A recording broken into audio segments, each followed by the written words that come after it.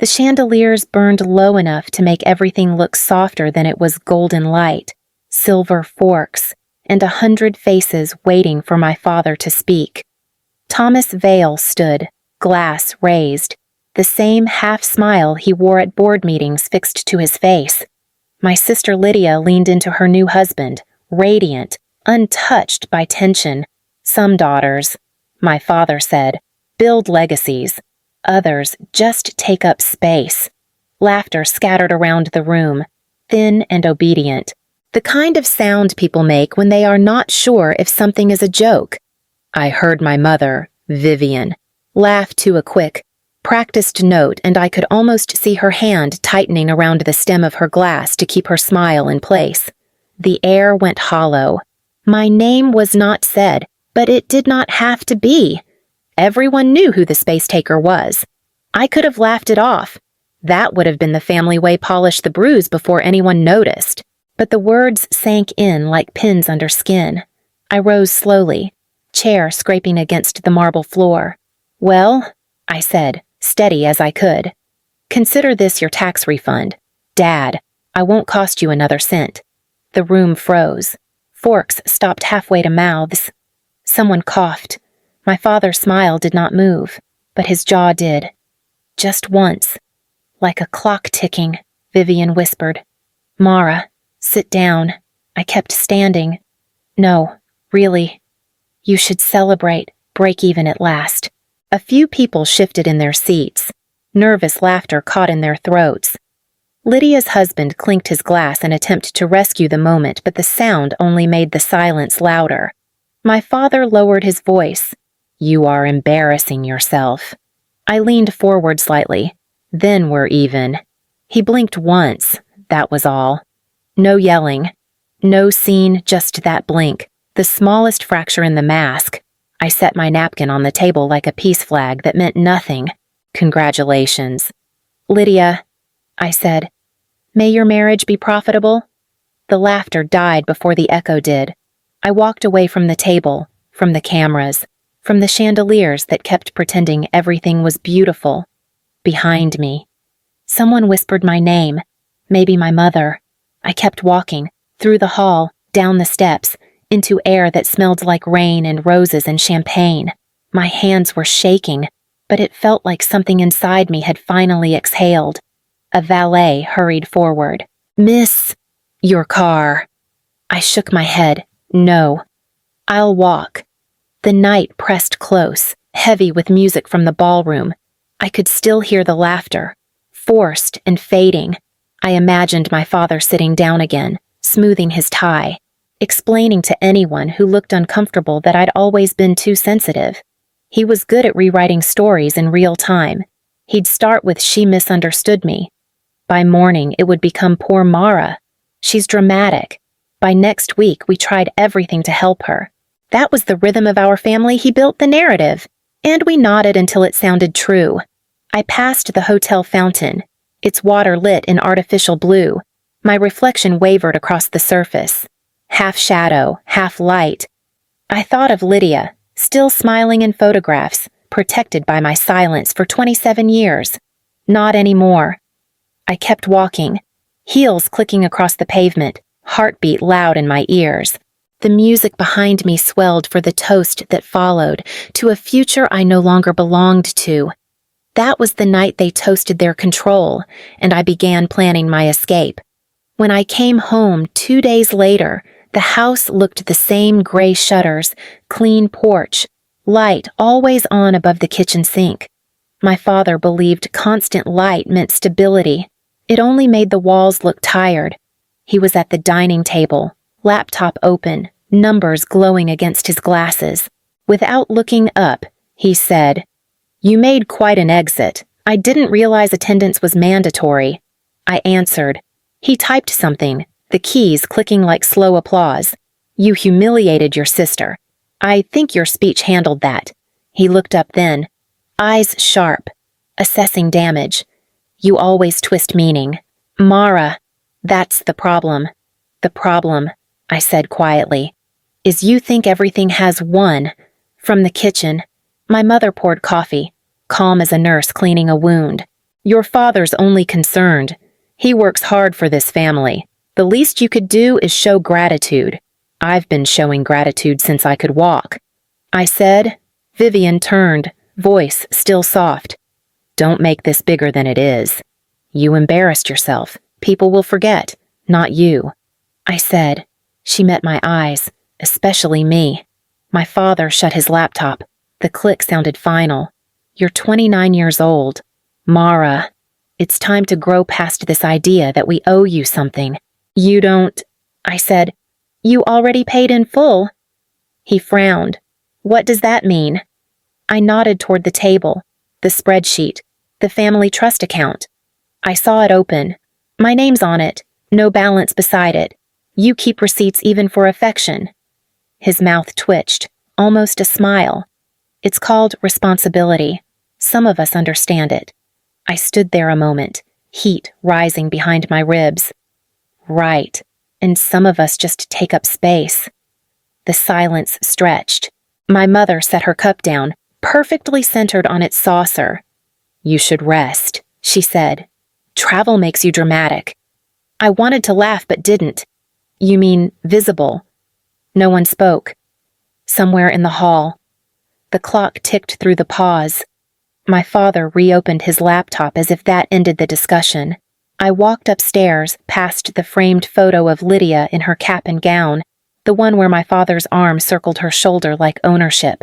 My own graduation photo hung smaller, lower, as if by accident. In my room, everything was as I'd left it, organized, unremarkable, air too clean. I sat on the bed and whispered to no one. You made quite an exit. Downstairs. The typing started again. It sounded like counting. That night the house was silent except for the steady hum of my father's printer downstairs. Paper sliding, proof of order. I opened my laptop, the glow washing the room pale, and created a new file. I named it Oxygen. It looked small, just a blank grid. Still, it felt like a door. The first column rent fund, the second exit costs. The third I labeled unpaid emotional labor. I typed the number 0 beside it because you had to start somewhere. The door creaked. My mother's voice drifted in. Still awake, couldn't sleep. She stepped inside, arms crossed against her robe. You're brooding again. I'm planning. Planning what breathing. I said. She sighed the way people do when they think they're wiser. Mara, life isn't about running from discomfort. We all have to manage expectations. I've managed yours my whole life. Her tone softened. That dangerous calm. You're being unfair. Your father only pushes you because he believes in you. I looked at her. Is that what belief looks like to you? Public humiliation. That was a joke taken wrong. No, I said. It was a summary. For a moment, she seemed to consider replying, then smiled instead, her favorite way to end a fight without losing it. Get some rest. You'll feel different in the morning. When she left, I typed again, hands trembling. Under rent fund, I wrote the number 2,000. That was what I could sell my car for. Maybe less. Enough for a month or two of rent, a few weeks of air. I saved the file and backed it up on a small drive I kept under a stack of old receipts. The printer stopped downstairs. A door shut. I stared at the word oxygen until the letters blurred. My father once told me, if you want love, earn it. I'd believed him, worked overtime, paid every bill, kept peace like it was a career. But love here was always conditional, and the terms changed without notice. In the glow of the laptop, I whispered, new contract. Then I closed it and turned off the light. The darkness felt honest. 2 weeks passed before anyone mentioned the wedding again. Silence was my family's chosen cure. If you ignored a wound long enough, it learned to heal itself, at least on the surface. At breakfast one morning, my mother placed her phone on the counter. Your sister sent photos from Amalfi, she said. I glanced at the screen. Lydia, smiling beside a cliff. Sunlight perfect. Looks expensive. I said. She deserves it. My mother replied. She's been through so much stress. I bit back a laugh. Yes, Planning a wedding is brutal. The air tightened. My father folded his newspaper. You should be happy for her. I am, I said. I'm also paying for her honeymoon. Apparently. He frowned. Excuse me. You claimed that trip on the family card, didn't you? That's family money, he said. We all contribute. I don't remember voting on that. He looked at me the way one looks at a difficult employee. Your attitude is becoming very unattractive. Then stop looking, I said. My mother intervened, voice light. Let's not ruin a peaceful morning. I smiled without warmth. Peaceful mornings require honesty. My father rose from the table, smoothing his tie. You're welcome to your opinions. Mara, just remember where your security comes from. From me, I said. He stopped mid-step. What did you say I said? I'm the one who's been sending the payments, utilities, insurance, groceries. You taught me responsibility. Remember. His eyes narrowed. You're twisting things again. No, just adding them up. He grabbed his briefcase. Enough. Family is family. That used to mean something to you. Maybe it still does, I said quietly. Just not the way you think. The door closed behind him. The house returned to silence, thick and deliberate. My mother exhaled. You shouldn't provoke him. I didn't.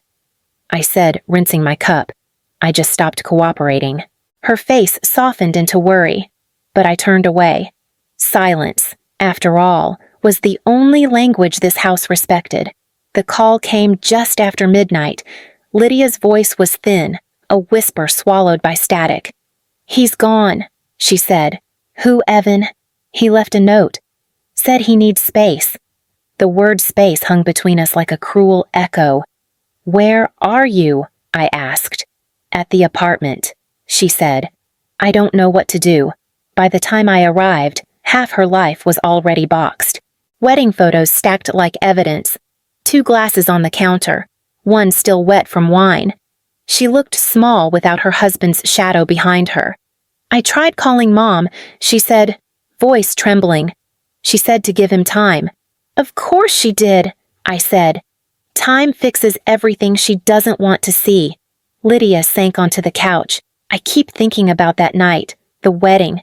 Maybe it started there. Maybe he saw how awful it was. It started long before that.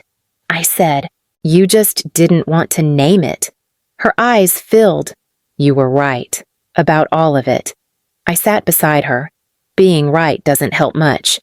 We packed in silence for a while. The only sound, the rip of tape closing a box. After a few minutes, she said, do you ever wish you could just erase them?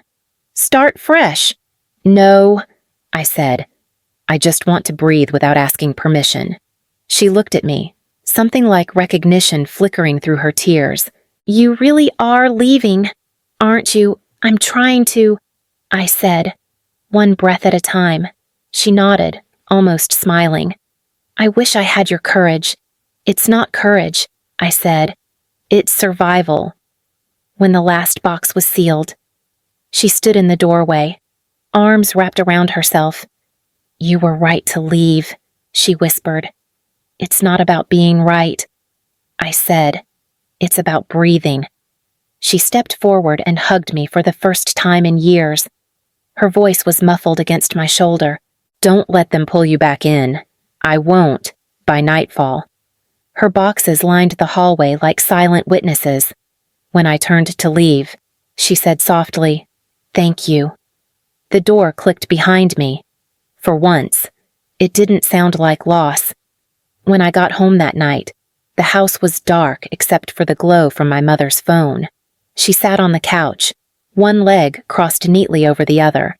You helped your sister move, she asked without looking up. My throat tightened. How did you, Lydia called? She said you were wonderful. She also said you told her to come home. I didn't. She finally met my eyes, her smile calm and deliberate. Well, she's on her way anyway. We're having dinner Sunday. You'll be there. It wasn't a question. I nodded once. Sure. She went back to her phone. Good. I'll tell your father. He's been very worried. I went upstairs, closed my door. and stared at my laptop. The file exit XLSX sat open on the screen. I added one more entry under funds transferred $17,400. My breath slowed. It was almost enough. The next 2 days were quiet. Too quiet. My father's voice floated from his office now and then. Polite, steady, like he was rehearsing a script. My mother baked bread, something she only did when she wanted control to smell like comfort.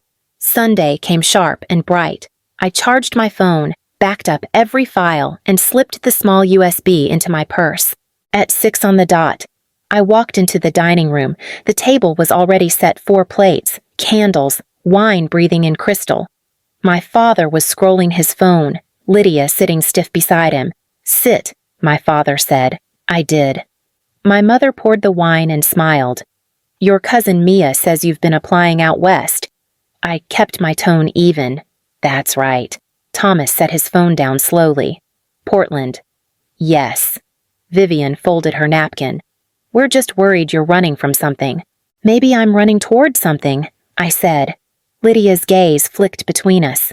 The air thickened, the calm before an old storm. My father leaned forward. "Let's have a civilized conversation for once." I smiled faintly. "Civilized," I said. "That's your favorite kind of war." My father steepled his fingers like a meeting was about to begin. "Portland is a childish impulse," he said. "You will regret it." I kept my voice even. "Regret has never stopped you from anything." Vivian lifted her chin. "We're trying to help you make a wise decision." "A wise decision for who?" I asked. "For the family," Thomas said, as if the word settled everything. "You have obligations here." Lydia's fork scraped her plate and stopped. She did not look up. I folded my hands in my lap. "Name one obligation that is not a euphemism for control." Vivian's smile thinned. "You're being provocative." "I am being precise." Thomas leaned forward. "All right, precision. You live under this roof. You draw from the family trust when necessary. I contribute to it." I said. "Utilities, insurance, groceries, monthly transfers for years. Every cent recorded because you taught me to keep receipts." His eyes flickered. "You are exaggerating. You can open the statements," I said. They read like a diary. Lydia inhaled, the smallest sound, like she had forgotten how. Vivian placed a hand on the tablecloth. "Your father has carried this family on his back for decades. And on his ledger," I said. Thomas set his jaw. "This attitude is exactly why no one takes you seriously. That toast was why," I said quietly. "And you knew it." He spread his hands. "It was humor. You chose to take offense." "It was branding," I said, in front of 200 witnesses. Silence dropped like a curtain. The candles hissed softly. Lydia stared at her water glass as if it might answer something for her. Vivian cleared her throat. "No more dramatics. We invited you to talk. Not to punish us. You invited me to submit." I said. "You dressed it as dinner." Thomas tapped the table once. "A gavel without wood. Here is what will happen. You will postpone any interviews. You will stay home for a month and help Lydia while she transitions. We will revisit Portland after things calm down." Lydia flinched. "Dad," he cut her off with his hand. "This is a family decision." I turned to my sister. "Is that what you want?" She opened her mouth, then closed it. Her eyes moved to our mother. Vivian said, "We are all fragile right now. We do better when we are together." "Together," I said. "As in quiet and obedient." Thomas's smile returned, tired and confident. "Enough. You are not leaving." I felt the old reflex rise, the trained stillness, the good daughter posture. I let it crest and pass. "I have an offer letter," I said. "Creative strategist, full-time, remote to start." "They want me next month." Lydia looked at me for the first time. The look was not envy. It was relief edged with fear. Vivian blinked slowly. "Who sent it?" "Someone who read my work instead of my compliance." Thomas's knuckles whitened. You would walk away from your family for a novelty title and a rainy city. I would walk toward air, I said. His voice dropped. Do not romanticize irresponsibility. You romanticize control, I said. You dress it in duty and call it love. He stood, careful with his chair, as if noise would concede something. We gave you everything. I met his gaze. No, you billed me for it with guilt and interest. The room held its breath. Lydia's fork trembled against porcelain. Vivian's hand drifted to her pearls, then stopped. Thomas's eyes went cold. You think words make you brave. They make me audible. He stepped closer to the head of the table. There are facts. Mara, you used the family card. You relied on this roof. You will not pretend you did this alone. I never did it alone. I said, I did it despite you. Vivian's voice was small and sharp. Apologize for what I asked. For speaking to your father like that. For speaking, I said. Thomas shook his head. This is childish rebellion. You will not walk out of this house in a performance. Performance, I repeated. That's the word. I reached into my pocket and placed my old house key beside my wine glass. It landed with a muted tap. Here, I said. Now you can have the silence you always wanted. Vivian stared at the key as if it were a weapon. Do not be cruel. I am being clear. Thomas did not sit. You think a new zip code will fix who you are. It will end who I am here, I said. The version that pays on time and disappears on cue. He pointed to the chair. Sit. I stayed standing. No. The word emptied my lungs and filled them again. Lydia spoke, barely audible. Dad. He did not turn. Stay out of this. She swallowed. Please. Vivian's smile cracked. Lydia, sweetheart. Let us handle no. Lydia said, louder. You do not handle people. You arrange them. The shock in the room was invisible but heavy. Thomas blinked at her, recalculating. I looked at my sister. Are you staying? She looked down at her hands. I do not know yet. Thomas's voice hardened. You will not make your sister choose sides. Your toast chose for us, I said. He took a step toward me, not enough to threaten, just enough to crowd. If you leave, do not expect to come back when this fails. I nodded. I heard you the first time. At the wedding. Vivian's phone buzzed on the buffet. She ignored it.